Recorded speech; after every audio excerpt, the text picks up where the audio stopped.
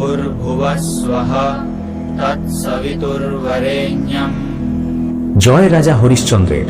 নমস্কার বন্ধুরা, আজ আমি তোমাদের ভারতবর্ষের ইতিহাসের এক অমর কাহিনী শোনাবো, যা কেবল একটা গল্প নয়, বরং সত্য আর ধর্মের সবচেয়ে কঠিন পরীক্ষা। এই কাহিনী সূর্যবংশী রাজা হরিশ্চন্দ্রের, যাকে আজও গোটা দুনিয়া সত্যবাদী নামে চেনে। এই কাহিনী এত গভীর আর হৃদয়স্পর্শী যে শুনতে শুনতে তোমার চোখে জল আর হৃদয়ে গর্ব একসঙ্গে চলে আসবে। তাই মনকে একাগ্র করো আর আমার সঙ্গে চলো সেই যুগে যখন মানুষের জিভের মূল্য তার প্রাণের চেয়েও বেশি ছিল। খুব প্রাচীনকালের কথা, যখন পৃথিবীতে পাপ কম আর পুণ্য বেশি ছিল। ভারতবর্ষের পবিত্র ভূমিতে ছিল অযোধ্যা নামে এক নগরী। অযোধ্যা মানে যাকে যুদ্ধেও হারানো যায় না। সেই নগরীর সৌন্দর্য বর্ণনা করা কঠিন। ঘরগুলো ছিল রাজপ্রাসাদের মতো, রাস্তায় সবসময় ফুলের গন্ধ ভেসে বেড়াতো, আর বাতাসে বেদ মন্ত্রের ধ্বনি শোনা যেত। সেই নগরীর রাজা ছিলেন মহারাজ হরিশ্চন্দ্র। তিনি ছিলেন ইক্ষ্বাকু বংশের।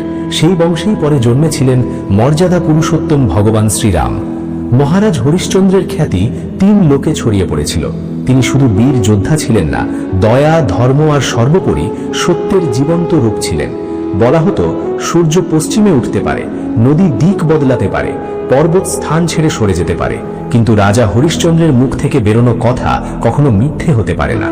তার প্রজা তাকে এত ভালোবাসত যে বাচ্চাদের ঘুম পাড়াতে রাজার গল্পই শোনানো হতো।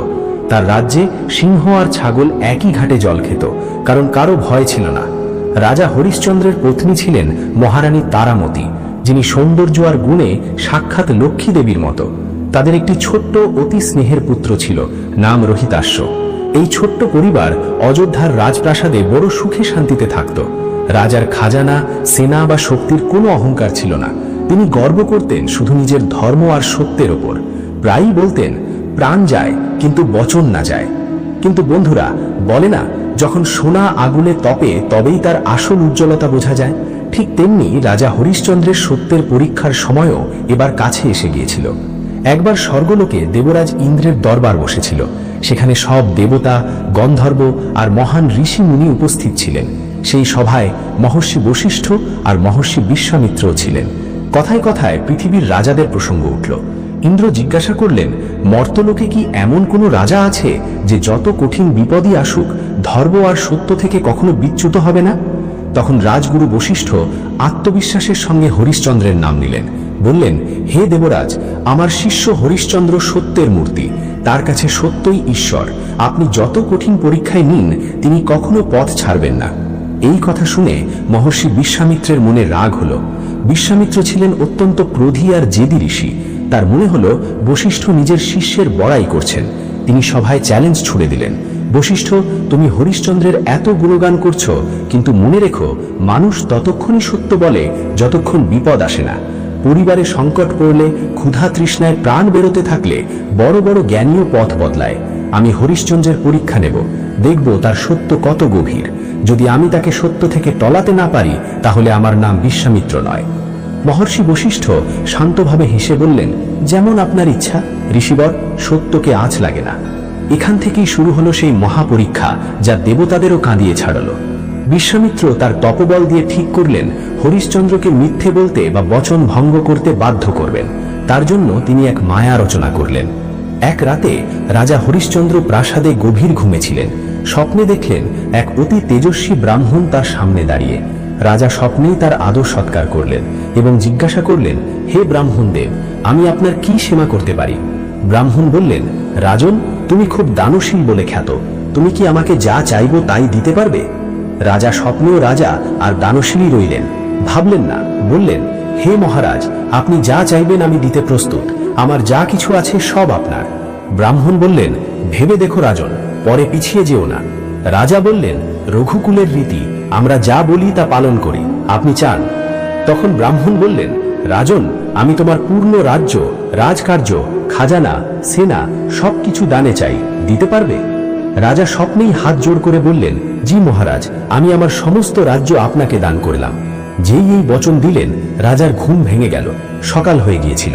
রাজা বিছানায় উঠে বসে ভাবলেন, কি অদ্ভুত স্বপ্ন, পুরো রাজ্য দান করে দিলাম। কিন্তু আবার ভাবলেন, এ তো শুধুই স্বপ্ন, বাস্তব কি? কিন্তু রাজা হরিশ্চন্দ্রের অন্তরাত্মা মানল না। বলতে লাগলো, বচন তো বচন, জেগে দেওয়া হোক বা স্বপ্নে দেওয়া হোক, ঠিক তখনই দুয়ারপাল এসে খবর দিল রাজদুয়ারে এক অতি তেজস্বী ঋষি এসেছেন। রাজা তৎক্ষণাৎ সিংহাসন থেকে উঠে নগ্ন পদে ঋষির স্বাগতের জন্য দৌড়ালেন। দরজায় দেখে অবাক, এ যে সেই ঋষি যাকে স্বপ্নে দেখেছিলেন। এ ছিলেন স্বয়ং মহর্ষি বিশ্বামিত্র। রাজা চরণ স্পর্শ করে তাকে দরবারে নিয়ে এলেন। বিশ্বামিত্র সিংহাসনে বসতে অস্বীকার করলেন। রাজাকে তীক্ষ্ণ দৃষ্টিতে বললেন, হরিশ্চন্দ্র, গতরাতে তুমি কি করেছিলে মনে আছে? রাজা মাথা নিচু করে বিনীতভাবে বললেন, জি ঋষিবর, মনে আছে। স্বপ্নে আমি আপনাকে আমার সর্বস্ব দান করেছিলাম। বিশ্বামিত্র কঠোর কণ্ঠে বললেন, তাহলে এখন জেগে উঠে কি তুমি কথা থেকে ফিরে যাবে? বলবে ওটা তো স্বপ্ন ছিল। দরবারে নিস্তব্ধতা নেমে এলো। মন্ত্রী দরবারীরা ভয়ে কাঁপলেন। সবাই ভাবল রাজা বলবেন স্বপ্নের কথা সত্যি হয় না, কিন্তু হরিশ্চন্দ্র তো সত্যবাদী। হাত জোর করে বললেন, না ঋষিবর, স্বপ্নে দেওয়া বচনও আমার কাছে জেগে দেওয়া বচনের মতোই সত্য। সত্য আত্মায় বাস করে, আর আত্মা কখনো ঘুমায় না। যদি আমি আপনাকে রাজ্য দান করে থাকি, তাহলে এই রাজ্য এখন থেকে আপনার। বিশ্বামিত্র মনে মনে অবাক হলেন, কিন্তু পরীক্ষা তো নিতে হবে। বললেন, ঠিক আছে রাজন, যদি এই রাজ্য আমার হয়, তাহলে তুমি আর এই সিংহাসনে বসতে পারো না। তৎক্ষণাৎ রাজমুকুট খুলে রাজ্যের অধিকার আমাকে সমর্পণ করো। রাজা এক মুহূর্তও দেরি করলেন না। মাথা থেকে ভারী রাজমুকুট খুলে বিশ্বামিত্রের চরণে রেখে দিলেন। রাজকীয় বস্ত্রের মোহ ত্যাগ করে সাধারণ বস্ত্র পরতে প্রস্তুত হলেন। পুরো দরবার চোখের জলে ভরে গেল। প্রজা কাঁদতে লাগলো। তাদের পিতৃতুল্য রাজা আজ ভিখারি হচ্ছেন। কিন্তু গল্প এখানে শেষ নয়, এ তো সবে শুরু। রাজা চলে যাচ্ছেন। বিশ্বামিত্র তাকে থামিয়ে বললেন, দাঁড়াও হরিশ্চন্দ্র, রাজ্য তো দান করে দিলে, কিন্তু একটা নিয়ম আছে। যখন কোনো রাজা ব্রাহ্মণকে দান করেন, তখন দানের সঙ্গে দক্ষিণাও দিতে হয়। দক্ষিণা ছাড়া দান অসম্পূর্ণ। তাহলে বলো, এই রাজদানের দক্ষিণা কোথায়? রাজা ধর্ম সংকটে পড়লেন। বললেন, ঋষিবর, আপনি ঠিক বলছেন, বলুন দক্ষিণায় কি চান? বিশ্বামিত্র ইচ্ছে করে এক বিশাল অঙ্ক বললেন, আমি 1001 স্বর্ণমুদ্রা চাই। রাজা তৎক্ষণাৎ মন্ত্রীকে আদেশ দিতে গেলেন, কোষাগার থেকে 1001 স্বর্ণমুদ্রা নিয়ে এসো। বিশ্বামিত্র হো হো করে হেসে বললেন, হরিশ্চন্দ্র, ভুলে যাচ্ছ, তুমি তো এইমাত্র পুরো রাজ্য, খাজানা সবকিছু আমাকে দান করেছ। এখন সেই খাজানা আমার। তুমি আমারই খাজানা থেকে আমাকে দক্ষিণা দেবে কি করে? এ তো অধর্ম হবে। তোমার কাছে এখন নিজের বলতে একটা কড়িও নেই। দক্ষিণা তোমাকে নিজের ধন থেকে দিতে হবে, রাষ্ট্রের ধন থেকে নয়। রাজা স্তম্ভিত। কথা 100 ভাগ সত্য। রাজ্য দান করলে খাজানাও দান হয়ে গেছে। রাজার কাছে এখন নিজের কিছু নেই। তিনি রানী তারামতির দিকে তাকালেন। রানী সব বুঝছিলেন। রাজা বললেন, ঋষিবর, আপনি ঠিক বলছেন, কিন্তু এখন আমার কাছে কিছু নেই। আমাকে কিছু সময় দিন, আমি উপার্জন করে আপনার দক্ষিণা শোধ করব। বিশ্বামিত্র ভ্রুকুঞ্চকে বললেন, সময়? ঠিক আছে, 1 মাস সময় দিলাম, কিন্তু মনে রেখো, 1 মাসের মধ্যে দক্ষিণা না পেলে আমি তোমাকে অভিশাপ দিয়ে ভস্ম করে দেব, আর তোমার সত্য মিথ্যে প্রমাণিত হবে। রাজা মাথা নিচু করে শর্ত মেনে নিলেন। এখন রাজা হরিশ্চন্দ্র, রানী তারামতি আর তাদের ছোট্ট পুত্র রোহিতাশ্ব তিনজনেই নিজেদের প্রাসাদ, নিজের ঘর চিরকালের জন্য ছেড়ে দিলেন। রাজকীয় বস্ত্র ত্যাগ করলেন। রাজা রানী একই শাড়ির 2টো টুকরো করে তন ঢাকলেন। খালি পায়ে, কোনো সেবক ছাড়া, কোনো বাহন ছাড়া তারা অযোধ্যার মূল দ্বার দিয়ে বেরিয়ে পড়লেন। পুরো অযোধ্যা তাদের পিছনে পিছনে কাঁদতে কাঁদতে আসছিল। লোকেরা মাটিতে শুয়ে পড়ল। রাজার পায়ের ধুলো মাথায় লাগাচ্ছিল, চিৎকার করছিল, হে রাজন, আমাদের ছেড়ে যাবেন না, আমরা আপনাকে ছাড়া অনাথ হয়ে যাব। আপনি যদি যান, আমাদেরও সঙ্গে নিয়ে চলুন। রাজা হরিশ্চন্দ্রের চোখেও জল ছিল, কিন্তু তিনি প্রজাকে বোঝালেন, আমার প্রিয় দেশবাসী, এটা আমার ধর্ম। সত্য রক্ষার জন্য আমাকে যেতেই হবে। আজ যদি আমি পিছিয়ে পড়ি, আগামী প্রজন্ম বলবে হরিশ্চন্দ্র কাপুরুষ ছিল। তোমরা নতুন রাজা বিশ্বামিত্রের সেবা করো, এটাই আমার আদেশ। বড় কষ্টে প্রজাকে ফিরিয়ে 3 জন অজানা পথে চলতে শুরু করলেন। তাদের যাত্রা ছিল অত্যন্ত কঠিন। যে পা কখনো ফুলের বিছানা ছাড়া মাটিতে পড়েনি, আজ কাঁটা আর পাথরে চলছে। কড়া রোদ তাদের পোড়াচ্ছে, ক্ষুধা তৃষ্ণা তাদের কষ্ট দিচ্ছে। কচি রোহিতাশ্ব বারবার জিজ্ঞাসা করে, মা, আমরা কোথায় যাচ্ছি? আমার ক্ষুধা লেগেছে, জল চাই। রানী তারামতি চোখের জল লুকিয়ে তাকে ভিক্ষে করে আনা শুকনো রুটি খাওয়ানোর চেষ্টা করেন। কখনো কখনো শুধু জল খাইয়েই রাত কাটাতে হয়। রাজা হরিশ্চন্দ্রের মনে একটাই চিন্তা, ঋষির দক্ষিণা। 1 মাসের মধ্যে 1001 স্বর্ণমুদ্রা উপার্জন করতে হবে, কিন্তু কোথা থেকে? সেই সময় কাশী বা বারাণসীকে ভগবান শিবের নগরী বলা হতো। কাশী পৃথিবীর অংশ নয়, শিবের ত্রিশূলে অবস্থিত। তাই বিশ্বামিত্রকে দেওয়া রাজদানের নিয়ম কাশীতে প্রযোজ্য নয়। রাজা ঠিক করলেন কাশী যাবেন এবং সেখানে কোনো কাজ খুঁজে ঋষির ঋণ শোধ করবেন। কয়েকদিনের কঠিন যাত্রার পর ক্ষুধা তৃষ্ণায় অবসন্ন পায়ে ফোসকা নিয়ে তিনজন কাশী পৌঁছলেন। কাশীর ঘাট, গঙ্গার ঢেউ, মন্দিরের ঘণ্টা সবই পবিত্র, কিন্তু রাজার মাথার ওপর ঋণের তলোয়ার ঝুলছে। কাশী পৌঁছতে পৌঁছতে মাস প্রায় শেষ। রাজা খুব চিন্তিত। বাজারে দাঁড়িয়ে কাজ চাইছেন, কিন্তু কেউ কাজ দিচ্ছে না। কেউ ভিখারি ভাবছে, কেউ পাগল। কারোরই বিশ্বাস হচ্ছে না যে এরা অযোধ্যার রাজা। ঠিক যেদিন সময় শেষ হলো, মহর্ষি বিশ্বামিত্র সেখানেও প্রকট হলেন। এসেই কড়া গলায় বললেন, হরিশ্চন্দ্র, মাস পূর্ণ হয়ে গেছে, সন্ধে নামছে, আনো আমার দক্ষিণা। সূর্য ডোবার আগে স্বর্ণমুদ্রা না পেলে আমার অভিশাপের জন্য প্রস্তুত হও। রাজা কেঁপে উঠলেন, হাত জোর করে বললেন, ঋষিবর, দিন ডোবার আগে এখনো কিছু সময় আছে। আজ সন্ধ্যের মধ্যে আপনার ঋণ আমি যেভাবেই হোক শোধ করব, আর একটু সময় দিন। বিশ্বামিত্র রাগে বললেন, ঠিক আছে, সন্ধেবেলায় আসব, তখন দক্ষিণা না পেলে আর দয়া নেই। ঋষি চলে গেলেন, কিন্তু রাজার সামনে এখন পর্বত সম সমস্যা। এত অল্প সময়ে এত মুদ্রা কোথা থেকে আসবে? তিনি রানী তারামতির দিকে তাকালেন। রানীর চোখে দৃঢ় সংকল্প। তিনি ভারতীয় নারী, স্বামীর ধর্মের জন্য আগুনেও ঝাঁপ দিতে পারেন। তারামতি এগিয়ে এসে রাজার হাত ধরে বললেন, স্বামী, আপনি চিন্তা কেন করছেন? আপনার সত্য রক্ষার জন্য আমাকেও যদি বিক্রি করতে হয়, আমি তৈরি। আমাকে বাজারে বেচে দিন, যা পাবেন তাই দিয়ে ঋষির ঋণ শোধ করুন। রাজা হরিশ্চন্দ্র একথা শুনে পাথর হয়ে গেলেন। কলিজা মুখে উঠে এলো। নিজের ধর্মপত্নীকে বেচা, এ কেমন ধর্ম, এ কেমন পরীক্ষা? কাঁদতে কাঁদতে বললেন, তারা, তুমি কি বলছো? আমি মরে যাব, কিন্তু তোমাকে বেচতে পারবো না। রানী বোঝালেন, স্বামী, দেহ তো নশ্বর, একদিন তো ধ্বংস হবেই, কিন্তু আপনার বচন ভঙ্গ হলে সত্যের নিন্দা হবে। দুনিয়া বলবে পত্নীর মোহে রাজা হরিশ্চন্দ্র ধর্ম ছেড়েছেন। আমার দিব্যি, সংকোচ করবেন না, আমাকে বেচে দিন। রাজার হৃদয় ছিন্ন ভিন্ন হচ্ছিল, কিন্তু সময় যাচ্ছে, আর ঋষির অভিশাপ গোটা সৃষ্টি পুড়িয়ে দিতে পারে।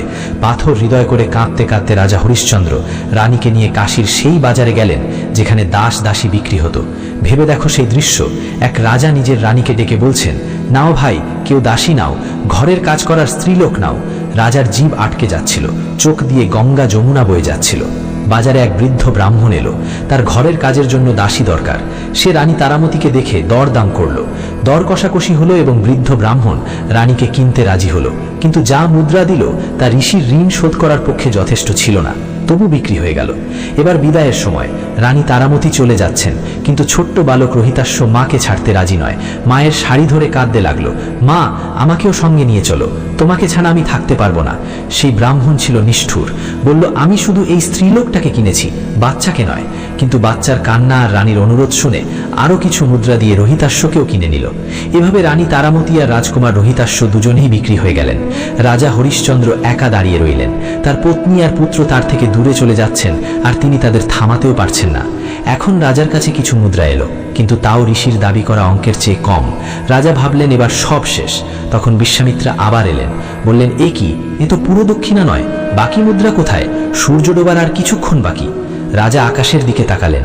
বেচার মতো আর কিচ্ছু বাকি নেই, নিজেকে ছাড়া। রাজা গভীর নিঃশ্বাস নিয়ে কাশীর মাঝখানে দাঁড়িয়ে জোরে ডাকলেন, আমি নিজেকে বেচতে চাই। কেউ আছে যে আমাকে কিনবে, যে উচিত মূল্য দেবে? আমি জীবনভর তার দাস হয়ে থাকব। রাজার গলায় এত দুঃখ আর এত সত্য ছিল যে বাজার থেমে গেল। তখন সেখানে এক চণ্ডাল এলো, শ্মশানের রক্ষক, নাম কালু।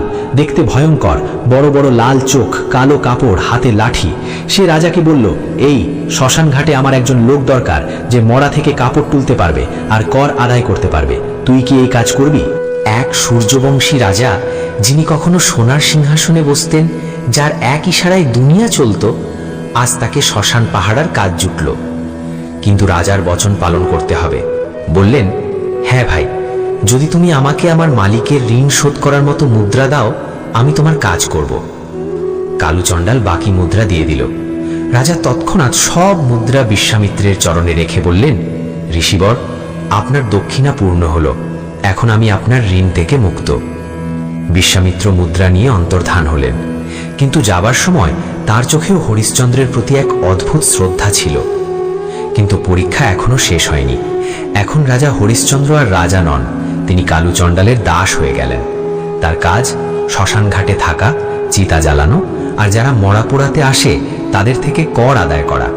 আদেশ ছিল, কর না দিয়ে কাউকে অন্ত্যেষ্টিক্রিয়া করতে দেওয়া যাবে না, আপন হোক বা পর।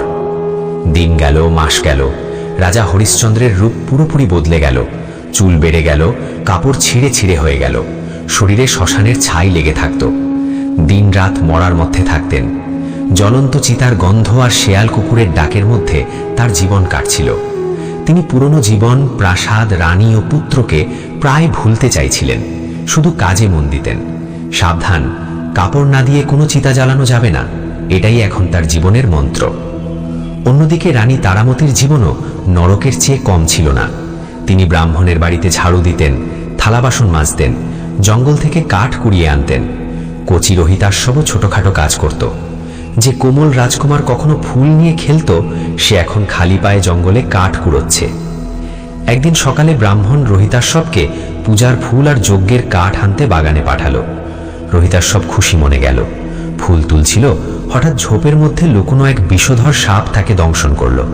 বিষ এত প্রবল যে কচি রাজকুমার মা মা বলতে বলতে মাটিতে পড়ে গেল এবং কিছুক্ষণের মধ্যেই তার শরীর নীল হয়ে গেল। তার মৃত্যু হলো। ভেবে দেখো বন্ধুরা, এক মায়ের ওপর কি বিপদ নেমে এলো যখন জানল তার একমাত্র পুত্র বুড়ো বয়সের সহায় এই দুনিয়ায় আর নেই। চারপাশের লোকে কোনো রকমে খবর ব্রাহ্মণের বাড়িতে পৌঁছালো। রানী তারামতি ধরাম করে মাটিতে পড়ে গেলেন। দৌড়ে গিয়ে বাগানে পুত্রের মৃতদেহ কোলে তুলে আকুল কান্না শুরু করলেন। কিন্তু তিনি এক দাসী, কাঁদারও অধিকার নেই। ব্রাহ্মণ বলল, কাঁদলে হবে না, দিন ডুবে যাচ্ছে, এটাকে নিয়ে যাও, অন্ত্যেষ্টি করে এসো আর তাড়াতাড়ি ফিরে কাজে লেগে পড়ো। রানীর কাছে কাপড় কেনার মুদ্রা নেই, কাঠেরও নেই। একা পুত্রের দেহ কোলে তুলে কাঁদতে কাঁদতে শ্মশান ঘাটের দিকে রওনা হলেন। রাত নেমেছে, আকাশে কালো মেঘ, বিদ্যুৎ চমকাচ্ছে, মুষলধারে বৃষ্টি শুরু হয়েছে। শ্মশান ঘাটে নিস্তব্ধতা, শুধু চিতার আগুনের লেলিহান শিখা দেখা যাচ্ছে। রানী তারামতি পুত্রকে বুকে জড়িয়ে সেই অন্ধকারে শ্মশানে পৌঁছালেন। তিনি জানতেন না এখানকার রক্ষক আর কেউ নন, তারই স্বামী মহারাজ হরিশ্চন্দ্র। আর রাজা হরিশ্চন্দ্রও জানতেন না যে দুঃখিনী মা পুত্রের লাশ নিয়ে আসছেন তিনি তার তারামতি আর তারই রহিতাশ্ব। নিয়তি তাদের এমন মোড়ে এনে দাঁড় করিয়েছে যেখানে এক স্বামীকে নিজের পত্নীর কাছ থেকে, এক পিতাকে নিজের পুত্রের সব থেকে কর আদায় করতে হবে। শ্মশান ঘাটের সেই দৃশ্য রোমহর্ষক। ঘোর অন্ধকার রাত, আকাশে বিদ্যুৎ এমন চমকাচ্ছে যেন আকাশ ফেটে পড়বে। প্রবল বৃষ্টি, চিতার আগুন বারবার নিভে যাচ্ছে, আবার হাওয়ায় জ্বলে উঠছে। চারদিকে ছড়ানো হাড়, মাথার খুলি আর মাংসাশী জন্তুর ভয়ঙ্কর ডাক। রানী তারামতি পুত্রকে বুকে চেপে কাদা গাদায় ভরা পথে হোঁচট খেতে খেতে চলছেন। মাথা ঢাকার পুরো কাপড় নেই, পুত্রের দেহ ঢাকারও কাপড় নেই। তিনি শুধু কাঁদছেন, কিন্তু তার কান্না মেঘের গর্জনে ডুবে যাচ্ছে। যেই একটা খালি জায়গা দেখে পুত্রকে দেহ মাটিতে রেখে কিছু শুকনো কাঠ খুঁজতে গেলেন, অমনি এক ভারী কঠোর গলা গর্জে উঠল, সাবধান, কে ওখানে? কর না দিয়ে এখানে কোনো চিতা জ্বালানো যাবে না। এ গলা রাজা হরিশ্চন্দ্রের। সময়ের কি নির্মম পরিহাস! অন্ধকার আর বৃষ্টির জন্য না রাজা পত্নীকে চিনতে পারলেন, না তারামতি স্বামীকে। রাজা হাতে লাঠি নিয়ে কাছে এলেন। তার শরীর কালো হয়ে গেছে, চুল জটায় পরিণত, চোখে অদ্ভুত শূন্যতা। কড়া গলায় বললেন, এই দেবী, তুমি যেই হও, নিয়ম জানো না? এখানে অন্ত্যেষ্টির জন্য প্রথমে শ্মশানের মালিকের কর দিতে হয়। কাপড় আর মুদ্রা বের করো, তবেই এই বালককে পোড়াতে পারবে। রানী তারামতি তো আগে থেকেই দুঃখ সাগরে ডুবেছিলেন। এই কঠোর ব্যবহার তাকে আরো ভেঙে দিল। কাঁদতে কাঁদতে হাত জোর করে বললেন, হে শ্মশান রক্ষক, আমার ওপর দয়া করো। আমি এক অভাগিনী মা, এ আমার একমাত্র পুত্র সাপে কেটে মারা গেছে। আমি এক দাসী, আমার কাছে না ধন আছে, না এই বাচ্চার জন্য কাপড়। বড় কষ্টে কিছু কাঠ জড়ো করেছি। ভগবানের দোহাই, আমাকে আমার পুত্রের অন্ত্যেষ্টি করতে দাও। রাজা হরিশ্চন্দ্রের হৃদয় পশ্চাৎপদ হল, কিন্তু ধর্ম বাধা হয়ে দাঁড়ালো। তিনি মন পাথর করে বললেন, আমি অসহায় দেবী, আমার মালিকের আদেশ, দাম না নিয়ে কাউকে অনুমতি দেব না। আমি যদি তোমার উপর দয়া করি তবে মালিকের প্রতি বিশ্বাসঘাতকতা করব। আমি প্রাণ দিতে পারি, কিন্তু বিশ্বাসঘাতকতা করতে পারি না। তোমাকে কিছু না কিছু দিতেই হবে। রানী অনুনয় করতে লাগলেন, রাজা মানা করতে লাগলেন। হঠাৎ প্রচণ্ড বিদ্যুৎ চমকালো। সেই আলোয় রাজা হরিশ্চন্দ্রের চোখ পড়ল সেই স্ত্রীলোকের মুখে আর মাটিতে পড়ে থাকা বাচ্চার ওপর। সেই চেনা মুখ, সেই কোমল দেহ। রাজার পায়ের তলা থেকে মাটি সরে গেল। তিনি চিৎকার করে উঠলেন, তারা, তুমি? আরে, এ আমার রহিতাশ্ব। অন্যদিকে রানী তারামতিও বিদ্যুতের আলোয় রাজাকে চিনতে পারলেন। সেই তেজস্বী ললাট, সেই চোখ, কিন্তু কি অবস্থা হয়েছে! দুজনে একে অপরকে দেখে হতভাগ। তারপর দুজনের ধৈর্যের বাঁধ ভেঙে গেল। রাজা দৌড়ে মৃত পুত্রের কাছে গিয়ে তাকে বুকে জড়িয়ে আকুল কান্না শুরু করলেন। আমার বাচ্চা, আমার রাজকুমার, এ কি হয়ে গেল? আমি কি অভাগা বাবা যে তোকে দুমুঠো ভাত দিতে পারলাম না, আর আজ তুই আমাকে ছেড়ে চলে গেলি। রানী তারামতীও স্বামীর গলা জড়িয়ে কাঁদতে লাগলেন। শ্মশানের সেই ভয়ঙ্কর রাত তাদের বিলাপে আরো করুণ হয়ে উঠল। যিনি একদিন ন্যায়ের প্রতীক ছিলেন, আজ নিজের কোলে নিজের মৃত পুত্রকে নিয়ে বসে আছেন। কিছুক্ষণ দুজনে কাঁদলেন, ভাগ্যকে ধিক্কার দিলেন। কিন্তু হঠাৎ রাজা হরিশ্চন্দ্রের মনে বচন মনে পড়ল, ধর্ম মনে পড়ল। তিনি ধাক্কা দিয়ে আলাদা হয়ে চোখের জল মুছে ফেললেন। ভেবে দেখো সেই মুহূর্ত, এক বাবার সামনে তার একমাত্র পুত্রের লাশ, পুত্নী বিলাপ করছেন, তবুও তিনি কি বললেন?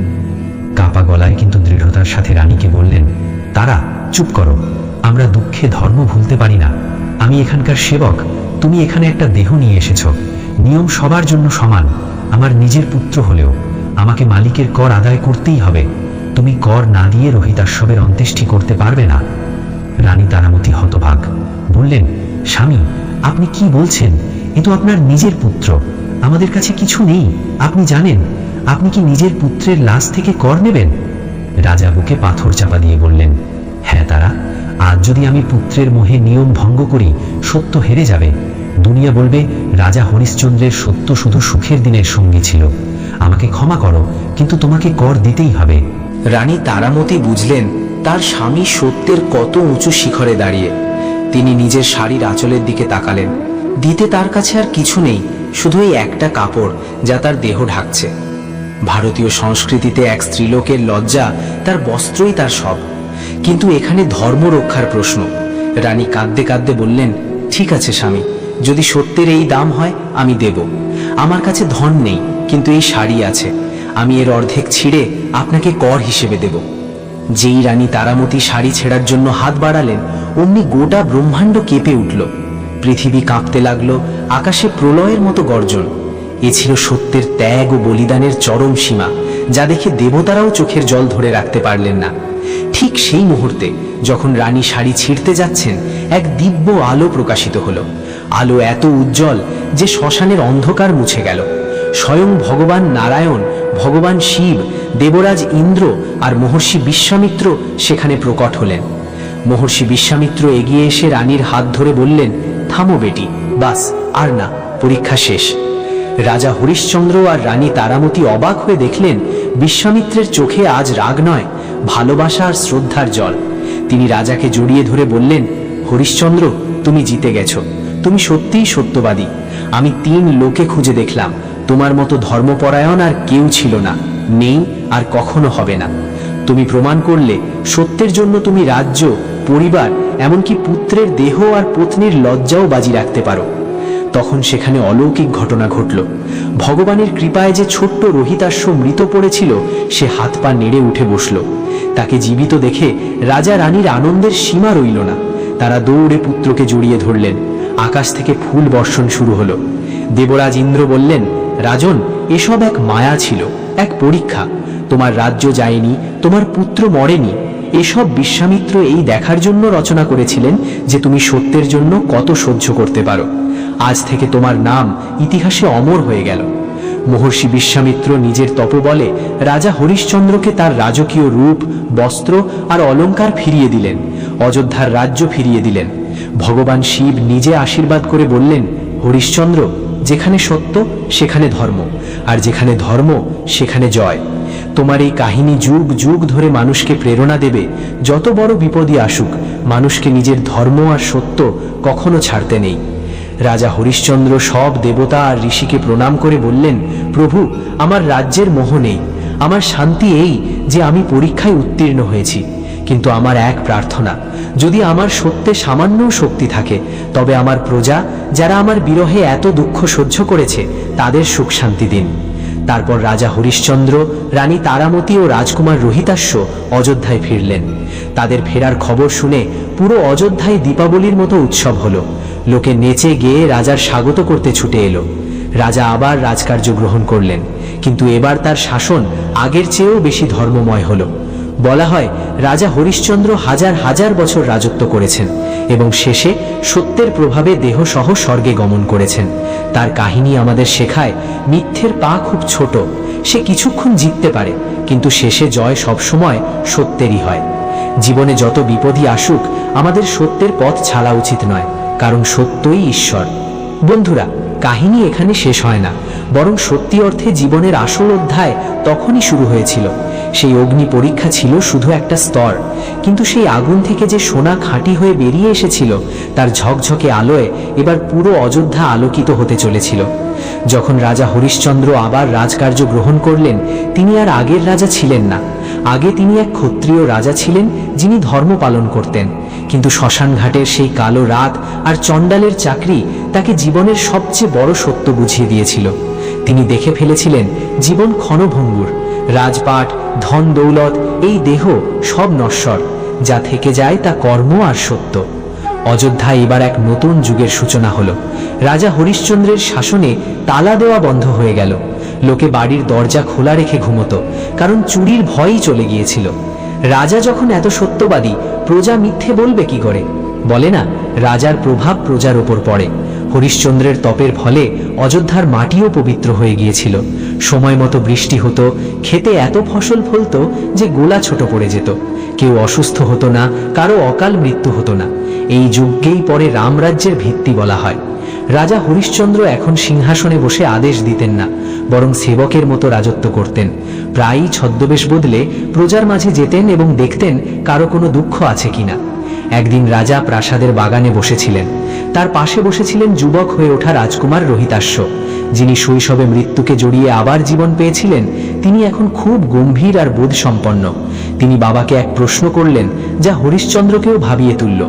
রোহিতাশ্ব বললেন, পিতা, আমরা সত্যের পথে চলেছি, ধর্ম পালন করেছি, তবু আমাদের এত ভয়ঙ্কর কষ্ট কেন হলো?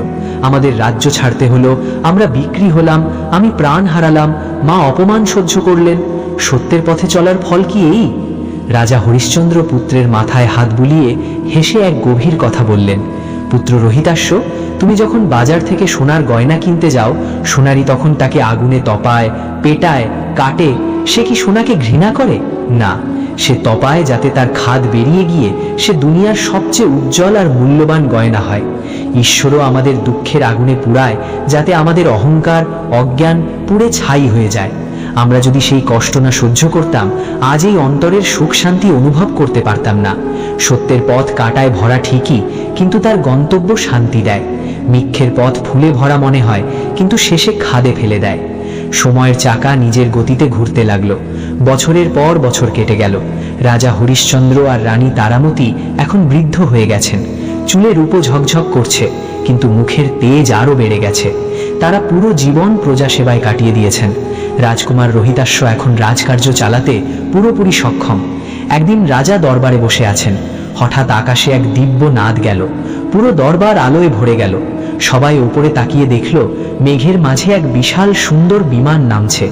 এ সাধারণ বিমান নয়, এ স্বর্গের বিমান, যা দেবরাজ ইন্দ্র নিজে পাঠিয়েছেন। বিমান দরবারের প্রাঙ্গণে নামল এবং তা থেকে দেবদূত বেরিয়ে এলেন। তারা রাজা হরিশ্চন্দ্রকে প্রণাম করে বললেন, হে রাজন, আপনার পুণ্যকর্মের পাত্র এখন ভরে গেছে। পৃথিবীতে আপনার সময় শেষ। আপনি সত্য আর ধর্মের যে দৃষ্টান্ত স্থাপন করেছেন, তার জন্য স্বয়ং দেবরাজ ইন্দ্র ও পরমপিতা ব্রহ্মা আপনাকে দেহসহ স্বর্গে আসার নিমন্ত্রণ পাঠিয়েছেন। চলুন, এই বিমান আপনাকে নিতে এসেছে। এ কথা শুনে পুরো সভায় আনন্দের লহর বয়ে গেল, কিন্তু সঙ্গে দুঃখ। তাদের প্রিয় রাজা এবার তাদের ছেড়ে চলে যাচ্ছেন। রানী তারামতি ও রোহিতাশ্বের চোখে জল এসে গেল। স্বর্গে যাওয়া প্রত্যেক জীবের চূড়ান্ত লক্ষ্য, আর রাজা জীবনে থাকতেই এই সৌভাগ্য পাচ্ছেন। কিন্তু বন্ধুরা, কাহিনীর আসল মোড় এখনো বাকি। রাজা হরিশ্চন্দ্র, যিনি সত্যবাদী হবার সঙ্গে দয়ালুও, নিজের জায়গা থেকে উঠলেন, বিমানের দিকে তাকালেন, তারপর কাঁদতে থাকা প্রজার দিকে। দরবারের বাইরে হাজার হাজার লোক জমে গেছে। বুড়ো, বাচ্চা, যুবক, সবার চোখে একই প্রশ্ন, এবার আমাদের কি হবে? রাজার হৃদয় ভরে এলো। তিনি দেবদূতদের একটা প্রশ্ন করলেন যা দেবতাদেরও অবাক করে দিল। রাজা বললেন, হে দেবদূতগণ, আমি স্বর্গে যেতে প্রস্তুত, কিন্তু আমার সঙ্গে আমার এই প্রজাও যাবে। এরা আমার সন্তানের মতো। আমি এদের বচন দিয়েছিলাম জীবন ভর এদের সঙ্গে থাকব। যদি আমি এদের দুঃখের মাঝে একা স্বর্গে চলে যাই, আমার রাজধর্ম অসম্পূর্ণ থেকে যাবে। এই বিমানে আমার সঙ্গে পুরো অযোধ্যা নগরীর জায়গা আছে কি? দেবদূতেরা হতবাক, বললেন, রাজন, এটা অসম্ভব। স্বর্গে শুধু পুণ্যকর্মীই যেতে পারে। আপনি তপ ও সত্য দিয়ে এই স্থান পেয়েছেন। আপনার প্রজায় তো সব রকমের লোক আছে, ভালো মন্দ পাপী, প্রত্যেকের কর্ম আলাদা। ওরা আপনার সঙ্গে স্বর্গে যেতে পারবে না। ওদের নিজের কর্ম অনুযায়ী এই পৃথিবীতেই জন্ম মৃত্যুর চক্র পূর্ণ করতে হবে। আপনি চলুন, এই বিমান শুধু আপনার জন্য। রাজা হরিশ্চন্দ্র সেই মুহূর্তে স্বর্গ যাওয়া প্রত্যাখ্যান করলেন। দৃঢ়তার সঙ্গে বললেন, যদি আমার প্রজা স্বর্গে না যেতে পারে, তবে আমারও এমন স্বর্গ চাই না। যে সুখ আমি আপনজনের সঙ্গে ভাগ করে নিতে না পারি, সে সুখ আমার কাছে নরকের সমান। আমি আমার প্রজার সঙ্গে এই পৃথিবীতেই থাকব, তাদের সুখে দুঃখে অংশী হব। আপনারা বিমান ফিরিয়ে নিন। ভেবে দেখো বন্ধুরা, সামনে স্বর্গ দাঁড়িয়ে, দুঃখ থেকে মুক্তি, তবু এক রাজা শুধু এই কারণে তা প্রত্যাখ্যান করছেন যে প্রজাকে পিছনে ফেলে যেতে চান না। এটাকেই বলে সত্যিকারের নেতৃত্ব, সত্যিকারের ত্যাগ। দেবদূতেরা অনেক বোঝালেন, কিন্তু হরিশ্চন্দ্র নিজের কথায় অটল। কথা দেবরাজ ইন্দ্রের কানে গেল। ইন্দ্র ও রাজার এই জেদ দেখে ঘাবড়ে গেলেন। তিনি তৎক্ষণাৎ সেখানে প্রকট হয়ে বললেন, হরিশ্চন্দ্র, তুমি কি অনর্থ করছো? এটা প্রকৃতির নিয়মের বিরুদ্ধে। প্রত্যেকে নিজের কর্মের ফল নিজে ভোগ করে। তুমি এদের পাপের বোঝা নিজের মাথায় কেন নিচ্ছ? রাজা হরিশ্চন্দ্র হাত জোড় করে ইন্দ্রকে বললেন, দেবরাজ, যখন আমি রাজ্যাভিষেকের সময় শপথ নিয়েছিলাম, তখন বলেছিলাম প্রজার পাপ পুণ্যের ভাগিদার রাজাও হয়। এদের পুণ্য যদি আমার হয়, তবে এদের পাপও আমার। আপনি আমার পুণ্য এদের সবাইকে ভাগ করে দিন। আমার যত তপশক্তি আছে তা নিয়ে নিন, আর তার বদলে আমার প্রজাকে আমার সঙ্গে স্বর্গে যাওয়ার অনুমতি দিন। একদিনের জন্য হলেও আমরা সবাই একসঙ্গে স্বর্গে যেতে পারি, তাও আমার কাছে মঞ্জুর, কিন্তু আমি একা যাব না। রাজার এই আত্মসমর্পণ দেখে ত্রিদেব, ব্রহ্মা, বিষ্ণু, মহেশ সবাই প্রসন্ন হলেন। আকাশবাণী হল, ধন্য হে হরিশ্চন্দ্র, তুমি আজ আবার জয়ী হলে। তুমি মোহ নয়, করুণা বেছে নিয়েছ। তোমার ইচ্ছা পূর্ণ হবে। বলা হয়, রাজা হরিশ্চন্দ্রের তপবল ও পুণ্যের প্রভাবে সেই দিন এক অলৌকিক ঘটনা ঘটল। অযোধ্যার যত লোক রাজার প্রতি সত্যিকারের শ্রদ্ধা রাখত, তারা সবাই রাজার সঙ্গে বিমানে চড়ে স্বর্গের দিকে রওনা হলো। ইতিহাসে এটাই একমাত্র ঘটনা যখন এক রাজা নিজের সঙ্গে পুরো রাজধানী নিয়ে বৈকুণ্ঠে গেলেন। কিন্তু এই কাহিনীতে আরও এক গভীর বার্তা লুকিয়ে আছে, যা আজকের কলিযুগেও আমাদের অনেক শেখায়। যখন রাজা হরিশ্চন্দ্র স্বর্গে যাচ্ছেন, পথে মহর্ষি নারদ তার সঙ্গে দেখা করলেন। নারদজি ভাবলেন, কোথাও রাজার মনে এই মহৎ কাজের অহংকার না জন্মায়, কারণ অহংকার পুণ্য নষ্ট করে। তিনি বিমান থামিয়ে রাজাকে জিজ্ঞাসা করলেন, হরিশ্চন্দ্র, তুমি সত্যিই মহান, কিন্তু একটা কথা বলো, পৃথিবীতে তুমি এত কষ্ট সহ্য করলে, বিশ্বামিত্র তোমার এত পরীক্ষা নিলেন, তার প্রতি তোমার মনে কখনো রাগ হয়নি? তোমার কি মনে হয় না তিনি তোমার সঙ্গে অন্যায় করেছেন? এ ছিল এক কঠিন প্রশ্ন। রাজা যদি বলতেন হ্যাঁ, রাগ হয়েছিল বা তিনি ভুল করেছেন, তাহলে এটা নিন্দা হতো আর স্বর্গের দরজা বন্ধ হয়ে যেত। আর যদি বলতেন না, সব ঠিক ছিল, তাহলে হয়তো মিথ্যে হতো, যদি মনে সামান্যতম ক্ষোভ থেকে থাকে। রাজা হরিশ্চন্দ্র হেসে অতি বিনয়ের সঙ্গে উত্তর দিলেন, দেবর্ষি, আমি তো মহর্ষি বিশ্বামিত্রের কাছে কৃতজ্ঞ। তিনি যদি আমার পরীক্ষা না নিতেন, আমি আমার আসল শক্তি কখনো জানতে পারতাম না। তিনি আমাকে ভাঙেননি, বরং গড়ে তুলেছেন। যেমন কুমোর মাটিকে পিটিয়ে সুন্দর ঘটি বানায়, তিন্নি গুরু বিশ্বামিত্র আমাকে কষ্ট দিয়ে আমাকে নিখুঁত করেছেন। আমার মনে তার প্রতি শুধু শ্রদ্ধা, কোনো দেশ নেই। এই উত্তর শুনে নারদজিও নতমস্তক হলেন। তারা স্বীকার করলেন, হরিশ্চন্দ্র কর্মে, মনে ও বাক্যে পুরোপুরি শুদ্ধ হয়ে গেছেন। এভাবে রাজা হরিশ্চন্দ্র তার পত্নী তারামতি, পুত্র রোহিতাশ্ব ও প্রিয় প্রজাসহ পরমধামে গেলেন। বন্ধুরা, এই কাহিনী আমাদের কি শেখায়? আজকের যুগে যখন আমরা ছোট ছোট কথায় মিথ্যে বলি, নিজের স্বার্থে অন্যকে ঠকাই, তখন রাজা হরিশ্চন্দ্রের চরিত্র আমাদের সামনে এক মশালের মতো দাঁড়িয়ে। সত্যের শক্তি, সত্য পরাজিত হতে পারে না। রাজা হরিশ্চন্দ্র সব হারিয়েছিলেন, কিন্তু সত্য ছাড়েননি। আর শেষে সেই সত্যই তাকে হারানো সব ফিরিয়ে দিয়েছে, বরং হাজার গুণ বেশি দিয়েছে। 1. ধৈর্য ও সহনশীলতা। জীবনে খারাপ সময় এলে ঘাবড়াতে নেই। রাজা শ্মশানে থেকেছেন, দাস হয়েছেন, কিন্তু কখনো ঈশ্বর বা ভাগ্যকে দোষ দেননি, ধৈর্য রেখেছিলেন। এই সময়ও কেটে যাবে। 2. কর্মের মাহাত্ম্য। আমরা যা করি তাই আমাদের সঙ্গে যায়। রাজার ধন, প্রাসাদ, সেনা সব এখানেই রয়ে গেল, কিন্তু তার সত্য তার সঙ্গে গেল এবং তাকে অমর করে দিল। 3. নিঃস্বার্থ ভালোবাসা। রাজার প্রজার প্রতি যে ভালোবাসা তা আমাদের শেখায় যে সত্যিকারের নেতা সেই যে সবার ভালো ভাবে, শুধু নিজের নয়। তো বন্ধুরা, এই ছিল মহান রাজা হরিশ্চন্দ্রের অমর গাথা। আশা করি এই কাহিনী তোমাদের হৃদয় ছুঁয়েছে এবং তোমাদের মধ্যেও সত্যের এক নতুন আলো জ্বালিয়েছে। মনে রেখো, তুমি যতই সফল হও না কেন, যদি সত্যের সঙ্গে না থাকো সব বৃথা, আর যদি সত্যের সঙ্গে থাকো গোটা বিশ্ব তোমার সঙ্গে। আমরা প্রায়ই ভাবি, আরে একটা মিথ্যে বললে কি হবে, কিন্তু হয়, একটা মিথ্যে আমাদের আত্মায় একটা দাগ ফেলে দেয়। রাজা হরিশ্চন্দ্র আমাদের শিখিয়েছেন জিভের মূল্য প্রাণের চেয়েও বেশি। আজ রাতে যখন ঘুমোতে যাবে, নিজেকে জিজ্ঞাসা করো, আমি কি আমার সত্যের ওপর অটল আছি? আমি কি আমার দায়িত্ব থেকে পালাচ্ছি না তো? এই পর্যায়ে এসে আমি আমার বাণীকে বিশ্রাম দিচ্ছি, কিন্তু রাজা হরিশ্চন্দ্রের আদর্শের ধ্বনি এই ভারতভূমিতে চিরকাল গুঞ্জরিত হয়ে থাকবে। যতদিন সূর্য আর চাঁদ থাকবে, ততদিন হরিশ্চন্দ্রের নাম অমর থাকবে। ধন্যবাদ। জয় হিন্দ, জয় ভারত। বন্ধুরা, যদি এই কাহিনী তোমাদের ভালো লেগে থাকে, তাহলে আমার চ্যানেল সহজ কথা ও শিক্ষা সাবস্ক্রাইব করো, লাইক করো। একটা সাবস্ক্রাইব আর লাইকই আমাকে আরও এমন অনুপ্রেরণাদায়ক কাহিনী নিয়ে আসতে উৎসাহ দেয়। আবার দেখা হবে নতুন এক কাহিনী নিয়ে। নমস্কার।